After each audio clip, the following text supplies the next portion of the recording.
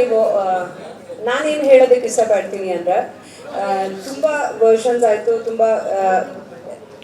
ಮಾತಾಡ್ಬೋದಾ ಅಂದರೆ ಸಿನಿಮಾದ ಬಗ್ಗೆ ಹಾಗಾಯಿತು ಹೀಗಾಯಿತು ಅಂತ ಅಂದ್ಕೊಂಡು ನಾನೇನು ಹೇಳೋದಕ್ಕೆ ಇಷ್ಟಪಡ್ತೀನಿ ಅಂದರೆ ಖಂಡಿತ ನಾವೆಲ್ಲರೂ ರಿಷಬ್ ತುಂಬ ಬಿರಿಯ ಮಾಡ್ತಾರೆ, ಅದ್ರ ಜೊತೆಗೆ ನಾವೆಲ್ಲರೂ ದೇವ್ರನ್ನ ತುಂಬ ನಂಬ್ತೀವಿ, ಅದ್ರದ್ದು ಆಶೀರ್ವಾದದ ಜೊತೆಗೆ ಮಾಡ್ತಾ ಇದ್ದೀವಿ.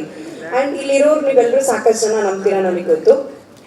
ಒಂದು ಇಷ್ಟು ದೊಡ್ಡ ಶಕ್ತಿ, ಅನುಶ್ರೀ ಅವರು ನಿಮಗೂ ಗೊತ್ತಿರತ್ತೆ, ಇಷ್ಟು ದೊಡ್ಡ ಶಕ್ತಿ, ಇಷ್ಟು ದೊಡ್ಡ ಒಂದು ಪವರ್ ಏನು ಹೇಳ್ತೀವಿ, ಅದರ ಆಶೀರ್ವಾದದಿಂದ ಈ ಸಿನಿಮಾ ನಮಗೆ ಶುರು ಮಾಡೋದಕ್ಕೆ ಆಗ್ತಿರ್ಲಿಲ್ಲ ಅನ್ನೋದು ನನ್ನ ಥಾಟ್ ಪ್ರೋಸೆಸ್. ಅಂದರೆ ಆ ಆಶೀರ್ವಾದ ಸಿಕ್ಕಿಲ್ಲ ಅಂದರೆ ಮೋಸ್ಟ್ಲಿ ರಿಷಬ್ ಅವರು ಕಾಂತಾರನ ಮಾಡ್ತಿರ್ಲಿಲ್ಲ ಅನ್ಸುತ್ತೆ, ಬೇರೆ ಮಾಡೋದಕ್ಕಾಗದೇ ಇರ್ಬೋದಾಗಿತ್ತೇನೋ, ಮಧ್ಯದಲ್ಲಿ ನಿಂತು ಹೋಗ್ಬೋದಾಗಿತ್ತೇನೋ, ಆ ಥರದ್ದೇನೋ.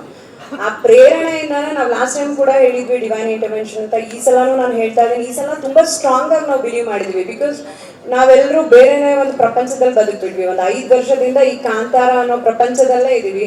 ಇದರಲ್ಲಿ ಏನು ಎಕ್ಸ್ಪೀರಿಯನ್ಸ್ ಆಗ್ತಿದೆ ಅಲ್ಲ, ಅದು ವರ್ಡ್ಸಿಗೆ ಸಿಕ್ಕಲ್ಲ. ಅಂದರೆ ಯಾರು ಸುಮ್ಮನೆ ಹೇಳ್ತಾ ಇಲ್ಲ, ಅಂದರೆ ಏನೋ ಆನ್ಸರ್ ಮಾಡಬಾರ್ದು ಅಂತನೋ ಇಲ್ಲ ಮಿಸ್ಟ್ರಿ ಇರಬೇಕು ಅಂತ ಖಂಡಿತ ಅಲ್ಲ. ಖಂಡಿತವಾಗ್ಲೂ ಎಲ್ಲರೂ ತುಂಬ ಎಮೋಷ್ನಲ್ ಆಗಿದ್ವಿ. ಯಾರಿಗೂ ಅದನ್ನ ಒಂದು ಪದಗಳಲ್ಲಿ ಎಕ್ಸ್ಪ್ಲೈನ್ ಮಾಡೋದಕ್ಕಾಗಲ್ಲ. Some energies are like that. ನೀವು ಅದನ್ನು ಬಿಲೀವ್ ಮಾಡ್ತೀರಾ ಅಂತ ಅನ್ಕೊಳ್ತೀನಿ. ಅಂದರೆ ಕೆಲವೊಂದನ್ನು ಹೇಳೋದಕ್ಕಾಗಲ್ಲ, ಹೇಳಿದ್ರೂ ಅರ್ಥ ಆಗಲ್ಲ.